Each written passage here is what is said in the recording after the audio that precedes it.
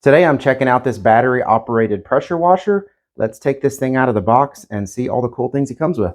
All right, so in that box there's actually a lot. So there's the manual, really nice little carrying bag that it comes with that's laying here, an assortment of adapters that this comes with, so you can hook this hose up to an actual garden hose. That works out really well. That way you don't have to always have a bucket around or something. Some pressure washers like this, they just suck out of a bucket or something like that, so it makes it a little bit harder. This one also has a soap nozzle that you put on the end.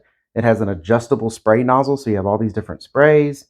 It has a suction filter to help strain out, anything that might be in a bucket if you're using it that method. Bunch of gaskets that you'll need for these little adapters here, if they ever wear out, which is good because, all of gaskets eventually wear out. Comes with a charger for the battery, the pressure washer itself, and this nice size battery. This one says it's a 4 amp hour, 21 volt max. So this comes with everything you need to get started. So let's check this thing out. All right, so I'm fixing to spray my truck with this pressure washer, but before I do that, I wanted to make a couple notes here that this hose that it comes with has quick connects, and one of the things it comes with is this strainer that has a quick connect on the end. This can go into like a bucket, and then it can suck water into the hose and into the pressure washer, and you don't have to have a garden hose or anything available. But this connector, it comes with this adapter, and this little piece here was actually screwed into this adapter like that. This adapter lets you hook this up to either a garden hose or even a smaller threaded hose. As you can see, this is adapter to go to a smaller hose. So this would let you hook up this hose here into like a garden hose where you would have, basically an endless supply of water. I'm going to run this out of the bucket with the strainer to see how well it pumps the water in and how well it pressure washes it. So I'm not going to be hooking this adapter up to the garden hose, but it does come with it. So just want to make a note that you have there. Then I'm going to hook this in here. Then I'm going to hook this end into the pressure washer quick connect here. And first, I'm going to start with the foamer. So I've got this end with the strainer dropped into this bucket of water.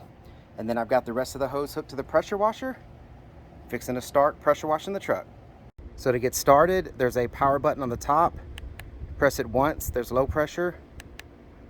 Twice, there's medium pressure. Again, now it's high pressure. We're going to go ahead and foam this tire.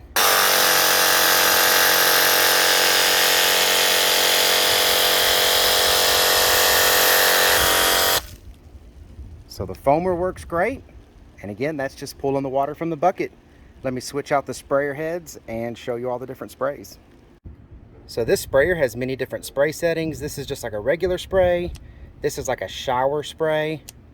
0 degree, 15 degree, 25 degree, and 40 degree. So I'm gonna go ahead and put this on a 15 degree spray, and we're gonna spray the truck off.